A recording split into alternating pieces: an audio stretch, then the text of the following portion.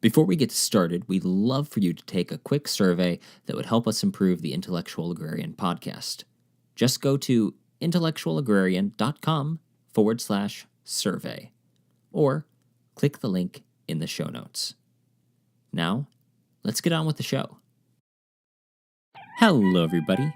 Terrence Lahue here with another episode of the Intellectual Agrarian podcast, where we talk philosophy from the farm. Our guest today is Noah Sanders from Rora Valley Farms and author of Born Again Dirt. He's been on the show before and is back to share with us updates on his farm, his takeaways from the 2018 Acres Conference, the potential struggles of Christian farmers, and much more. This is a great episode, and I hope you enjoy our interview with Noah Sanders.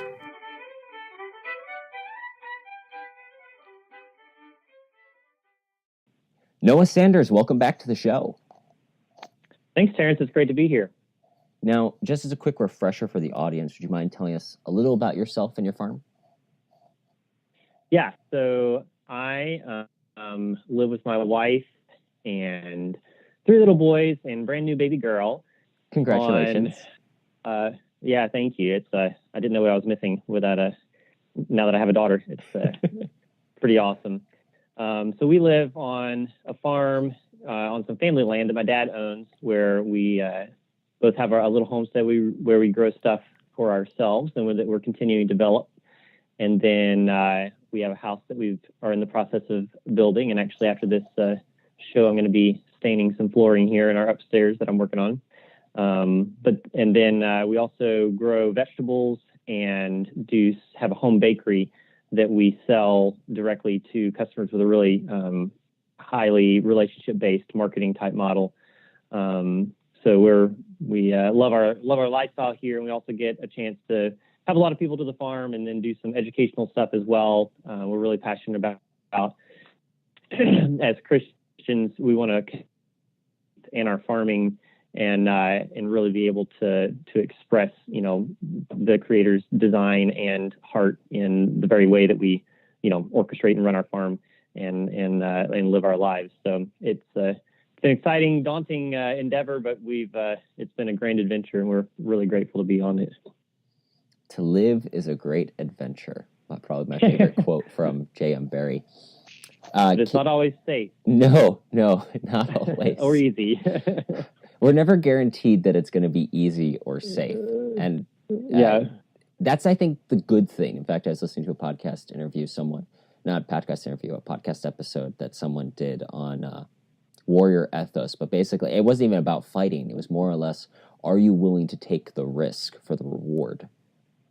Yeah. And I think something I'm trying to learn is how to suffer well. Because we tend to, want to avoid suffering or complain about it as if it's something that we don't deserve or shouldn't be expecting if we did everything right. And that's absolutely not the way life works. In fact, some of the greatest blessings and rewards come from the greatest sufferings, and some of the most rewarding, accomplishments come with the greatest pain. And so rather than falling into that, complaining about the weather, complaining about the failed crop, complaining that the squirrels are eating my lettuce, I need to have an attitude of gratefulness and learn how to respond with joy in those sufferings and what I'm learning through them, rather than just to fall into discouragement. But a big part of that has to do with having an overarching sense of purpose, where I think the faith aspect really plays in a big part for me, because suffering without purpose quickly leads to depression. So something you got to keep that why in the forefront as you face those challenges of all the chickens, smothering when it gets cold at night or something like that. Why am I doing this again? That's so very true. I was just listening to, no, I wasn't listening. I was reading. You're always listening or reading to something. But the book by Viktor Frankl, Man's Search for Meaning. And it's such a powerful book because it starts out, it's a small book, but it starts out with his story as a Holocaust survivor. And he was pioneering a form of psychiatry called logos therapy, which was basically that instead of focusing on in Freudian psychoanalysis, it's your childhood, repression, all that stuff. He basically said, instead of looking at your problems, let's look at what your purpose is. Because if you have, once again, it's kind of like that Nietzsche, if I have a sufficient a sufficient why I can endure anyhow, which of course is ache from thousands of years of better philosophy. But that's so true. If we don't, we can endure almost anything so long as we have that sufficient purpose. And having a purpose is what grounds you in the hardest of moments, because unless you understand that if I make this out through the other side, and I probably will, because historically speaking, I have to date made it through every bad situation, I am going to be better for it.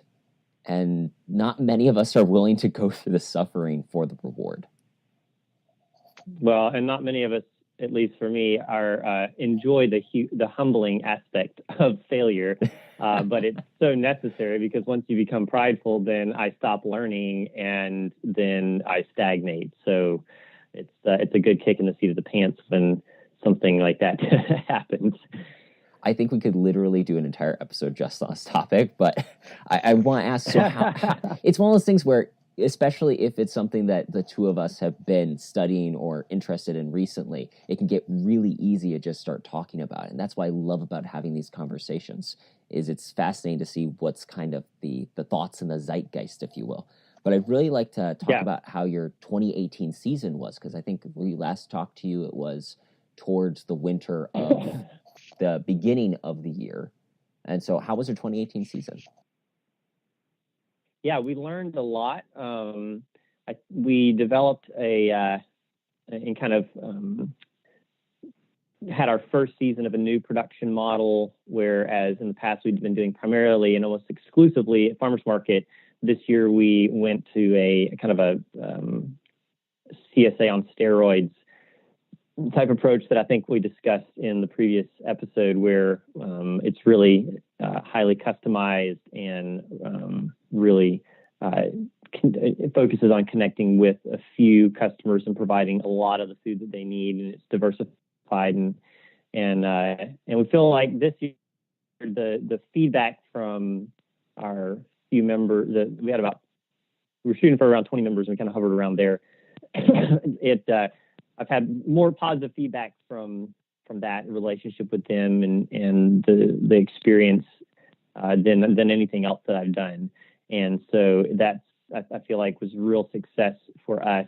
And as far as production, we really were able to have way more consistent production than we've had in previous seasons, because the farmers markets, you tend to push for high production a certain time of the year, and then you're not worrying about the rest of the season. So thankfully, we've gone either weekly or every other week deliveries since last October, not this October, the previous October, and we haven't had a week that we didn't have at least some type of vegetable to put in the bags. So that's for what compared to what we've done in previous years, was a huge improvement in the consistency of our production. And I think next year we'll be trying to increase the diversity of it, especially in certain seasons where it tends to be, a few things, kind of those shoulder seasons where there's only a few things that are coming in. But with our particular marketing model, we have eggs and meat and fresh baked goods and produce. So, it keeps it from getting too boring, too boring for people. And then we were able to have farm dinners that the members came out, and we were able to connect with them. And that was some of the most fun times, not only just us connecting with them, but seeing the other members connect with each other and encourage each other. And everybody gets just really, really pumped and excited about what was going on. And also just seeing some of the negatives about CSA, where people get burned out or,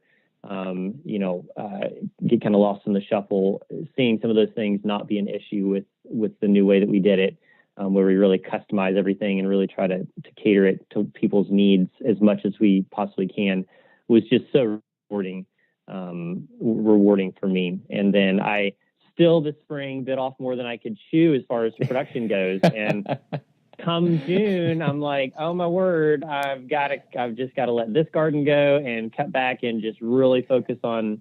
I think the biggest mistake I made was, how it is. It's like, I teach this to people, so I should know it, but it provides a great teaching opportunity again, here's another example of why you should do this. But we talked about the principle of eating the elephant. If you have a big task to do. Mm-hmm. Rather than tackling the whole task all at once, you want to break it down into bite-sized, accomplishable pieces that then you can, reap the reward from, like, yes, I finished this completely and I did it to, in a timely manner, to a high standard with minimal wastage, and I did it with joy because it was accomplishable.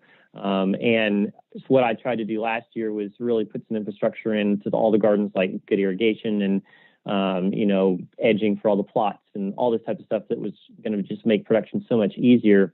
But I tried to bite off all of it at once and never quite got it all in. And so then it got away from me because those time-saving systems never fully got in place. So then once the spring, flush came along, I couldn't handle it all. So what I ended up doing was just backing off of some gardens, taking one little plot and doing everything like I wanted to do to all of it, early in the year to that one plot.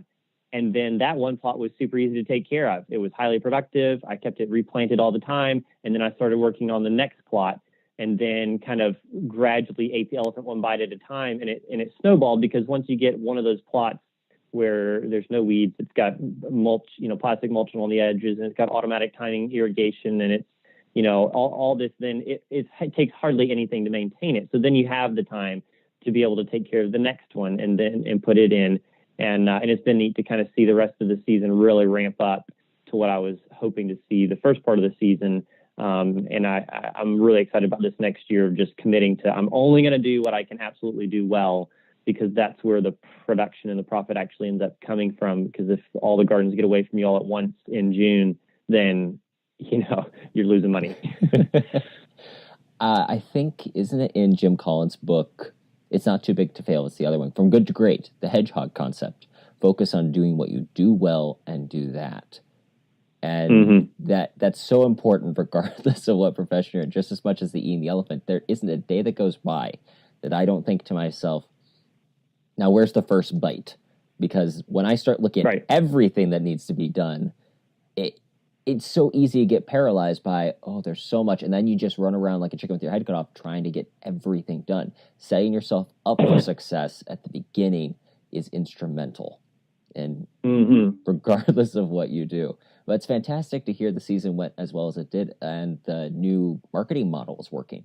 Because really what you're doing is you're creating a community. Like you said, with having these dinners and getting the members to interact with each other. Because I think that's what we really miss in many ways. And food, even in like this silly little example, going to the coffee shop for me, because I have a nice little local coffee shop I can go to. I enjoy being able to go there and just sit down and drink a cup of coffee from time to time, and being able to see the other people that I happen to know from my town who go there too, because it's the local coffee shop. It gives me the opportunity to talk with them. You can do it's the same thing's true about your local church. I mean, it's having a sense of collective belonging. And I think food itself, especially, has such a powerful means of connecting people.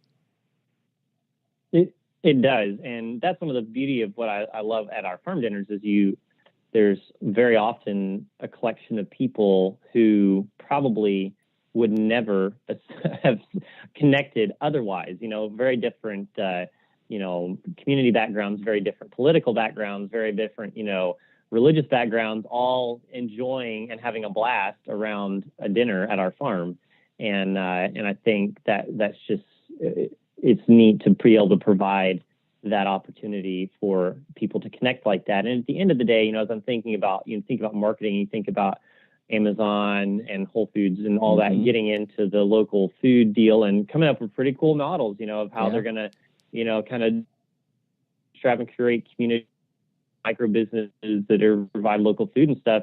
You're like, well, how can I, as a small family farm, compete with convenience or customization or anything like that? There's no way that I can compete with that. But what I can offer is a relationship and a community that it would be difficult for Amazon to replace. Yes, I'd love. That's what I'm trying to capitalize on. I'd love to hear your thoughts on this, because I've been thinking about it a lot lately. We've brought up the whole Amazon Whole Foods thing a couple of different times on the show. That really, the thing they will never be able to replicate or replace is that you have the farm and the farmer. And you having those two resources, it gives you a context a literal place for people to collect, a literal place for people to see, touch, experience. It's basically being able to construct I don't want to say box, but you're able to set the stage, literally set a stage for people to come and see and meet. And I think that that's the greatest advantage the farmer has. What are your thoughts on that? Yeah, I think if we try to compete at their game, then it's going to be not only impossible to win, but it's going to be failing to utilize the very thing that people actually really appreciate. I mean, because my loyalty with my customers is very forgiving. I mean, the relationship with them is forgiving because I may have a week that diversity is down, or I happen to, had a baby. My wife had a baby, and so they need to pick up at the farmer's market because I can't deliver, because she had the baby on the delivery day. And so no the pun convenience intended. is not. Yeah. So yeah, it was funny. It's delivery day. It's like, oh, ta-da. And but so some of those days when I can't offer, even it's inconvenient for them, or they don't have as much diversity, that relationship that they appreciate with me trumps that, and that they still continue to support me, through those things. And so it's a beautiful picture, I think, both, from the farmer's perspective and the customers. When I describe, I normally do onboarding calls for all of our members before they can join, just to make sure it's the right fit. And most of them are like, wow, I didn't even know there was things like this. This is what I've been wanting to see, and have this, because a lot of it has to do with the trust and wanting to connect with a farmer and know where it comes from and let their kids go see it and all that. And that's really, at the end of the day, I didn't get into farming because I was going to become independently wealthy, but I got into it because I wanted to, provide that lifestyle of being able to reach out and connect with people that way and serve them in a way that, we had one of our customers that just found out that she had cancer, and she had just joined recently. And so they were even more like, you don't know how much we appreciate the ability to get your food now, and so it not only, inspires me, but also helps me be sober, realize how important my job is for some people. Absolutely.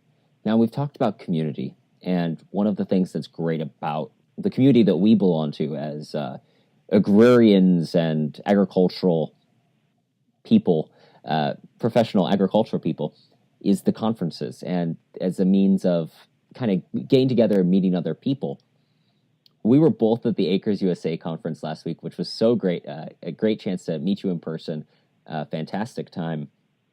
But I'm curious, since you were there, what sessions or what really stood out to you from the conference itself? Well, I think I really haven't been to very many agricultural conferences like that. So it was just really incredible to be there with so many other people in the same field, and to get to hear the few people that I was able to meet, their stories and what they were interested in and why they were there. I wish I was there for a short period of time, just basically an afternoon. And so I didn't get to go to the vendor hall. I would have loved to have looked at all the unique innovations that were there. But the few talks that I went to primarily had to do with soil, because that soil building and soil care is a real passion of mine, in particular in vegetable production.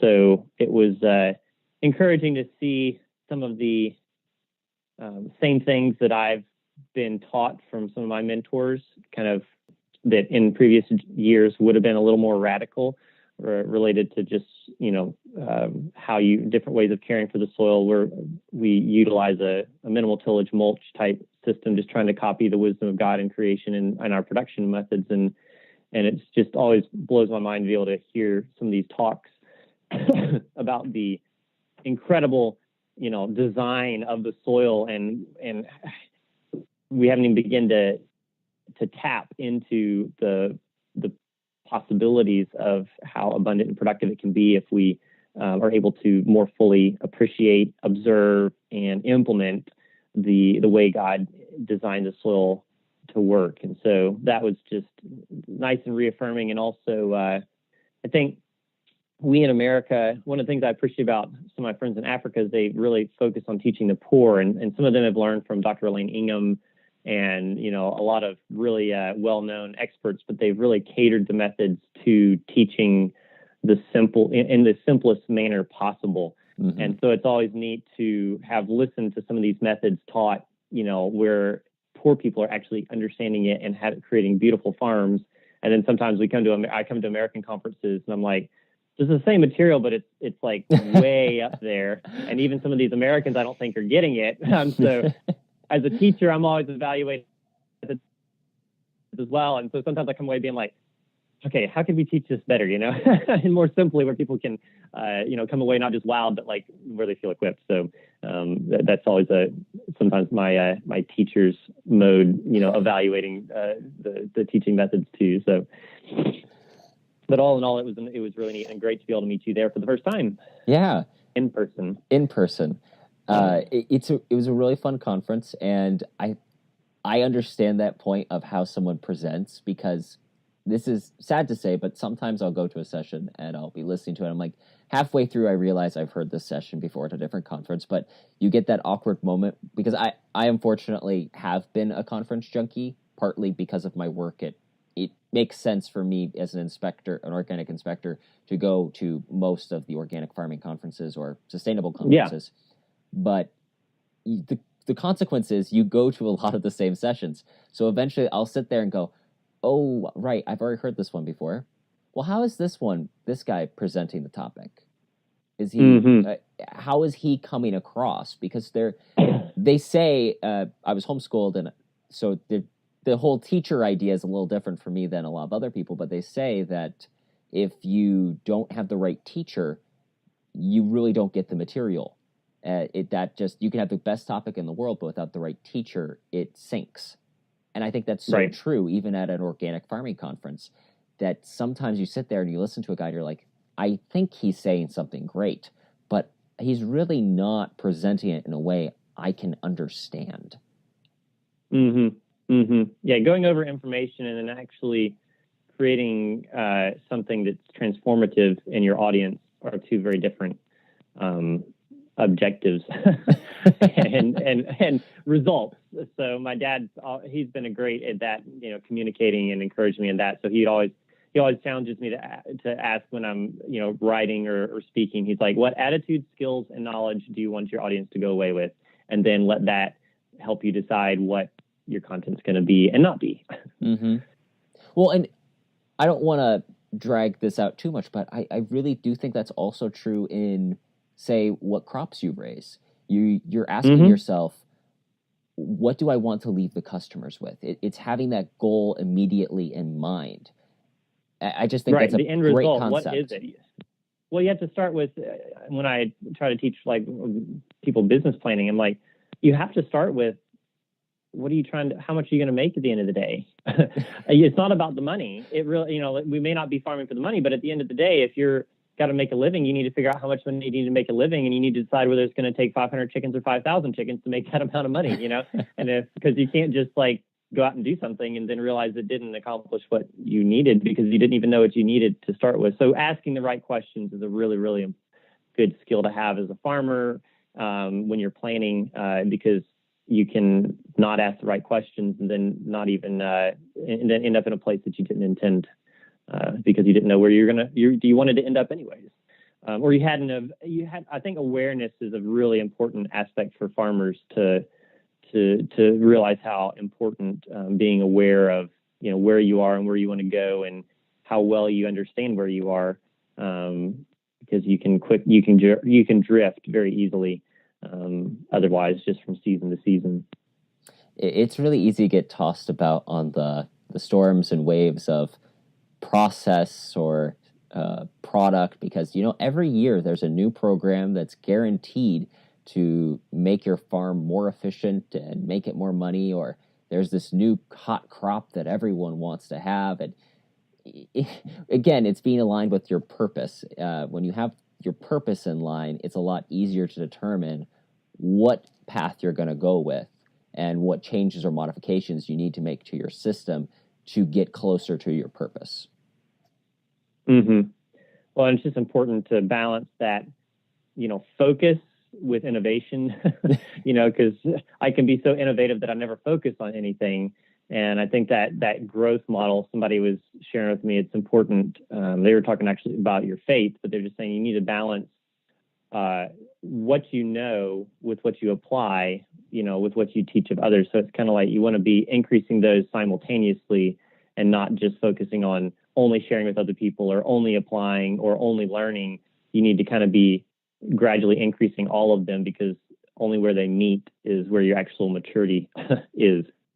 So it's that one bite of an elephant at a time type deal that helps simple, but helps you to continue to progress.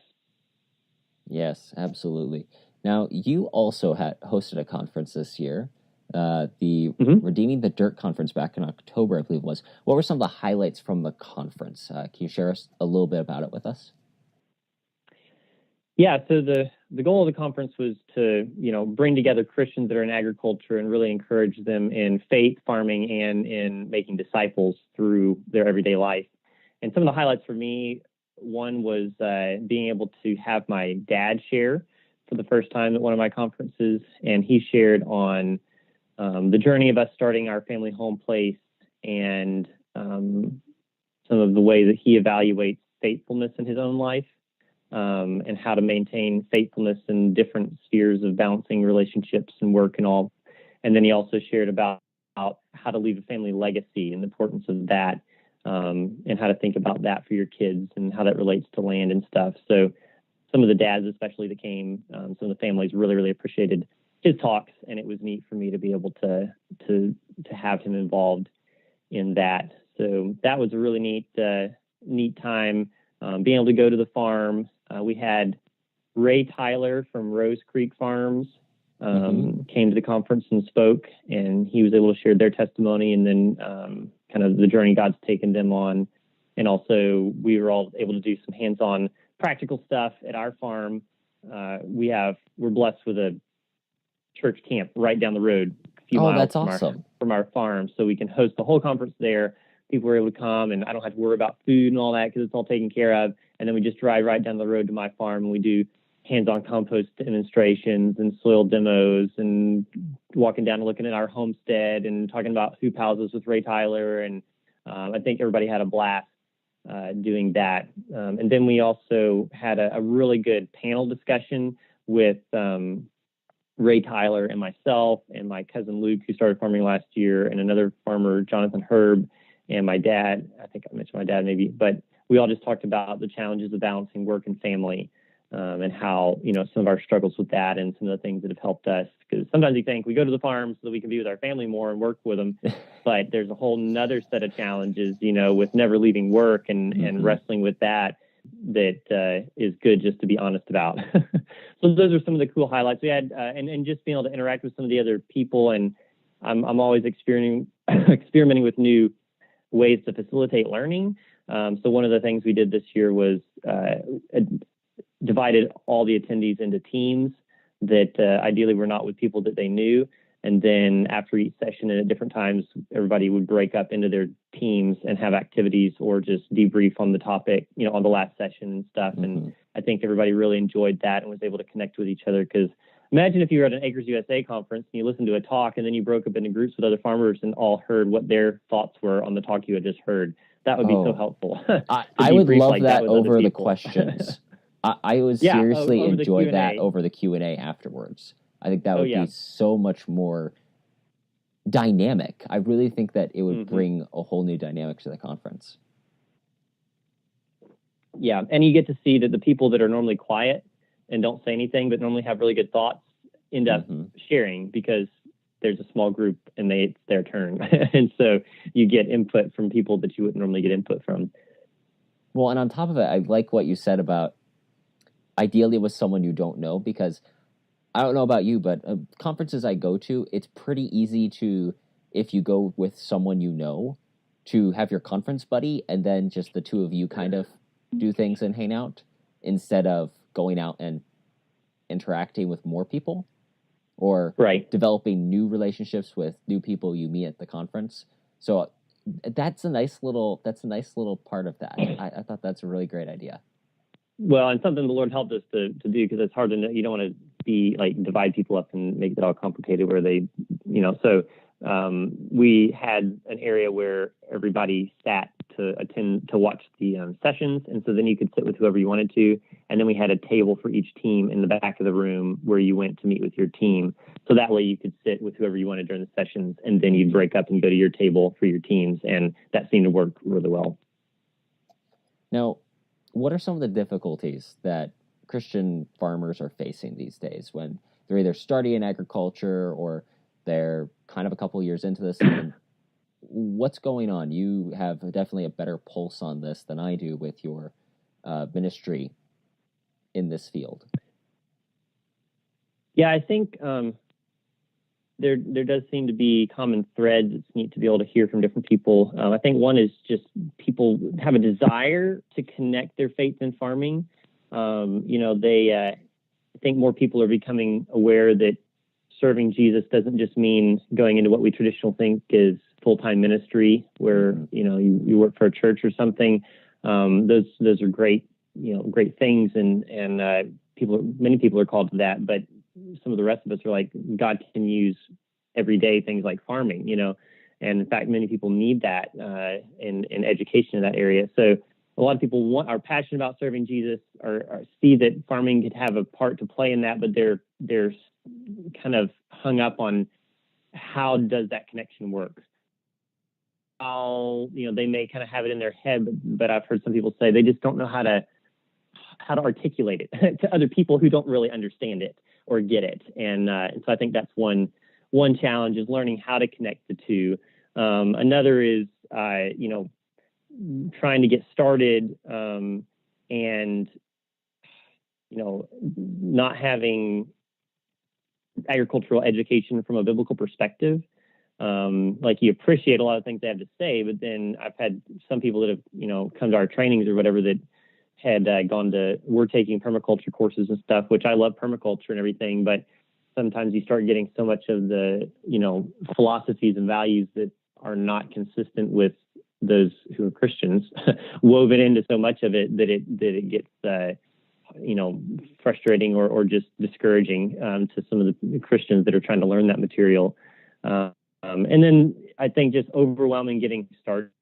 Many of Christians that are interested in agriculture and doing it for the Lord have no background in it. So just all the basics of how to grow things and how to manage stuff and everything, they're overwhelmed. And, you looking back, I'm not that, I'm still learning tons, but you see, so many areas where you're like, wow, you need, I need to share with you my failures because you're kind of heading down the same road here. Mm-hmm. And I think so many people bite off more than they can chew, and then they get very discouraged because they lose their joy when they can't do well what they do by either starting too much too fast or just being unrealistic about what they can handle with the labor that they actually have available to them. And then another thing that's kind of cropping up now, I was talking to some other Christians at the conference at the Acres USA conference, and then I actually got an email from a guy recently that Christians that are trying to apply their faith to agriculture often get persecution from Christians, from the church. And I actually heard from one guy who he said in his email that some people have accused him of taking the Lord's name in vain by trying to apply it to creation care, because they said that he's just using God as an excuse to promote his environmentalist own perspectives. And so he's like, how do I articulate it, in a way that they get it, and they don't feel judged I think another problem too is there's food touches everybody's life. Yes. And farming requires and involves so much commitment on the part of the farmers that when you talk about change, or you talk about is there a moral element or a right and wrong, to how you do agriculture, people begin to be very resistant and defensive. And if you don't handle it in the proper way as the one who's trying to bring up the topic, then it can create great division, rather than, encouraging people to actually draw closer to Christ. So there's just these challenges of how do you begin to do it without creating division? How do you call people up without making them feel judged? And what do you do when there's nobody supporting you and things are not going as easy as you like, and you're having to face those sufferings that you really need community to be able to get through? the lack of community. I hear from a lot of people that are interested in certain Lord through agriculture, but many of them don't have anybody. They're all isolated. They don't have very many people around them to encourage them in the same thing. So those are some of the things that I see that come up as regularly in people that I interact with. I heard there's a concept called soul in the game. It came from a book called Skin in the Game by Nassim Taleb. And I love the idea because basically it's the idea that an artist or a person that really it's when you put everything into your creation. It's when you aren't merely putting in the normal amount of risk. You're putting in your very sense of self in many ways into what you've produced. Yeah. And farming is so much that way. It is. There are some people that to them it's a straight business, but the people that consider it just a straight business don't tend to be the ones I've seen that reach a certain level of success. Let's put it that way. To farm the way that we talk about farming, you need to have that certain level of I'm all in. I've committed myself to this. And you're right. It means that there can be some difficult conversations because so much of your self-identity is tied up in yourself as a farmer or how you farm, because that's who I am. And I think that that's the mistake that a lot of people make in even the sustainable agriculture movement. I was just on a podcast interview recently. I was talking a little bit about the little divisions that come up when, I'm regenerative. I'm biodynamic. I'm organic. It's the same thing in Christianity, where we take the thousands of different variations of Protestantism, and we start making up our little lines of these. And some things obviously are of larger importance than others, but some can be nitpicky details that at the end of the day don't make as much of a difference and shouldn't separate us from being able to say we're brothers in the faith. Right. And that's where I really feel like the heart is so important to focus on, because it's what enables you to say, okay, humility, unselfishness, faithfulness, mm-hmm. care for the other person in my interactions are my methods reflecting that, mm-hmm. Or am I just trying to convince somebody to be on my side? And my dad always said that he remembers that story in Joshua where Joshua is going up to spy out Jericho, and he meets the angel of the Lord, and he challenges him and asks the angel, he's like, "Are you for us or for our enemies?" And the angel says, "Neither. I'm for the Lord." and I'm like, that's kind of how we need to have our, it's like, that's very humbling. And Joshua's like, okay, yes, that's true. I want to be on your team. So that's kind of where I feel like we need to be all as farmers, is have this humility to say, none of us are where we need to be. Mm-hmm. None of us, are anywhere near the fully observing and fully, understanding different elements of what it means to care for God's creation. And so we don't need to be trying to, take sides. We need to be saying, how can we call and challenge each other to pursue, a more full, more rapid growth and full, and growing ability to reflect that. So if, I don't grow GMOs on my farm, but I have friends that do. And so the question needs to be more like, okay, well, how do you view your farm reflecting the heart of Christ, and honoring the design of God, and how are you seeking to do that more? Mm-hmm. They maybe never thought about it, but it'd be great if they did. And I don't need to be the one telling them. I can share personally how I'm doing that. And we can wrestle with those questions, how we're doing it personally, but we don't need to draw lines in the sand where, God hasn't necessarily, because we're all on a journey. It's not this one particular element. And I think even with denominations, I think God in his sovereignty has allowed there to be things like that throughout the ages, because each one has preserved, I think, elements of his truth mm-hmm. that the others haven't.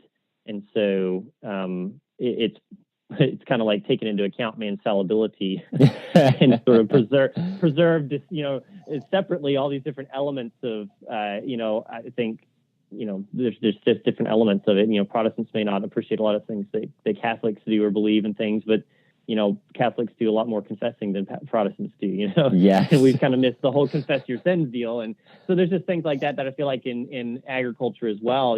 My big scale corn GMO farmers, they understand elements of farming and business and multi-generational stuff because of their starting point than I do, being just a really new farmer. And so we realize we all start with different starting points, and if we all move towards one fixed point, which is Christ, then it will inevitably draw us all closer together.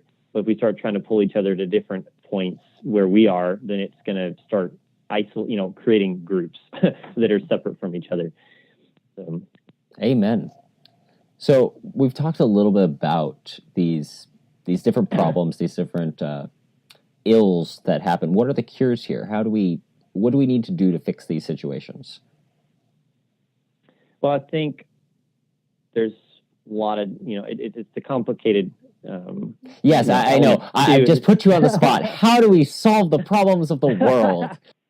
Well, the simple answer is only Jesus can fix them. And our point as farmers needs to be to make sure that we're being a part of that and not being part of the, just continuing to only be part of the problem.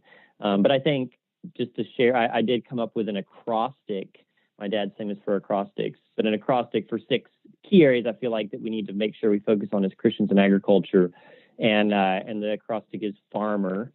So there's six key areas. The first one is in faith, that we really need to make sure that, our faith is our foundation of what we're doing and not just something tagged on.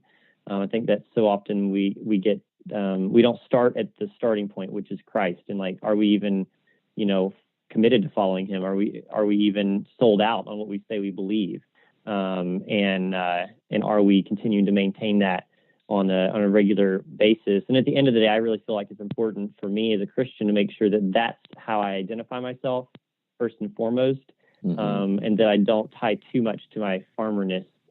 Yes. That I wouldn't be willing to give it up if I needed to do something else Christ wanted me to. So I feel like that faith is really the basis. If you don't have that right, if you don't have a healthy relationship with Jesus, then it's, you can't really expect the other fruit to be there. So that's the F, is your faith. And number 2 is your awareness. I think many Christians do love Christ, and they are, and many of them are farmers, but many have not even thought about how their faith impacts their farming. They're not even aware of where they are, in that. And I think it's important for us to begin to be willing to evaluate and where we are and whether we're actually reflecting the heart of the God that we say we serve in the things that we do, whether we're, acknowledging with our methods and our business models and our farming practices, God's ownership, his wisdom, his purposes, and our ultimate dependence on him. So that the A is the awareness. And then the R is the importance of relationships. It's, at the end of the day, the things that are really eternally we're going to take with us are the relationships that God's given us. And we talked about last time how resources come from right relationships, And so I think a big part of being a successful Christian is making sure that we define success in terms of how much money or how big our, how much crops we have, but that we really try to make sure we lay a foundation of investing in the people around us, our family and our friends and our customers, and making sure that we prioritize those. And then the M in farmer is methods. I think we need to really evaluate and realize that the methods that we use do matter because they communicate something about what we believe about life and about, design and stuff. And if we, as Christians, we need to be willing to examine our methods and desire to have methods that reflect God's design and his order and all that. But at the end of the day, be recognize too that there's lots of room for diversity in those applications of the principles that God has. So the methods is something else that we need to do. And then the E is excellence in our management. We really need to be faithful managers where, a lot of that discouragement comes from trying to do too much too fast and not doing it well. So we need to be committed to excellence that reflects, that brings glory to God by doing things on time to a high standard with minimal waste and with joy. And that ultimately is the only way you can make a profit if you're running a business, is to do things with excellence that way and to be committed to that. And then the R, the last one, is to really focus on evaluating the reach of our agriculture and how it's impacting other people And, are we taking advantage of the opportunities to show love to people and to teach people, and recognizing how our food impacts them and all, because it's not just about us, it's about how what we're doing impacts other people, because that's what God wants us to be doing while we're here, is to be an ambassador, a minister of reconciliation, sharing his love with the people, and his message of forgiveness with the people around us. So that faith, awareness, relationships, methods, excellence, and reach, I think, are some areas that we as Christian farmers should start focusing on and allowing God to speak to in our lives. And I think that'll begin to address some of the issues that we see that we're having problems with. These are great points, and I love that it kind of starts with having the humility to say, I really don't know everything. And I think that's the first step of getting anything done, really. It's when, like you said earlier, it's when we kind of reach a point of pride going, oh, I know. I know this. I've got it.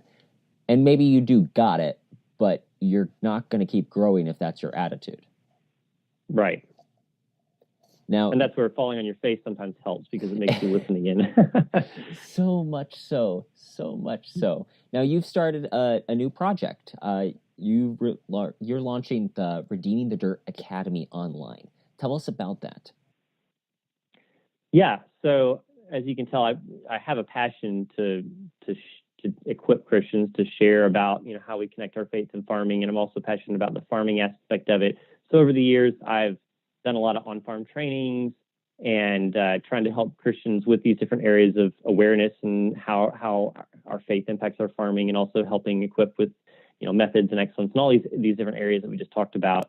And I've done even some traveling and speaking.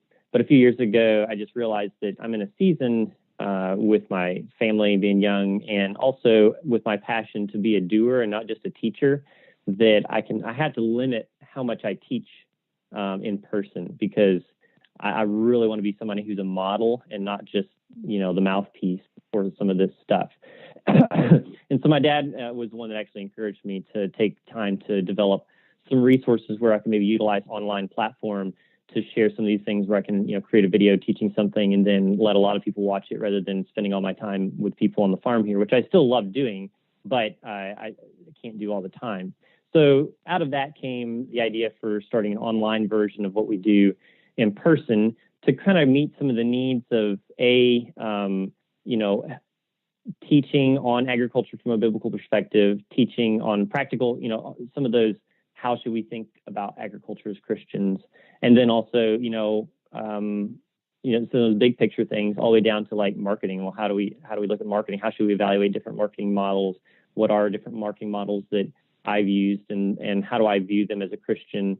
And so the Academy is something that we started where it provides online video courses in the things that we've taught, both in gardening, homesteading, and commercial farming.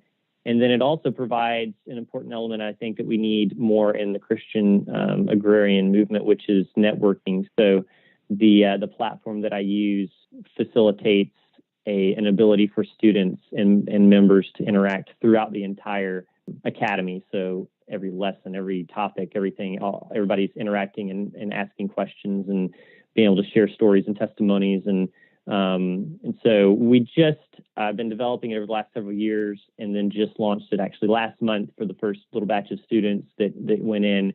And we've been, again, our topics are faith, farming, and making this, increase living for Jesus, excelling in agriculture, and making disciples. So our courses on there have to do with, like our topics for this month are prayer and planning.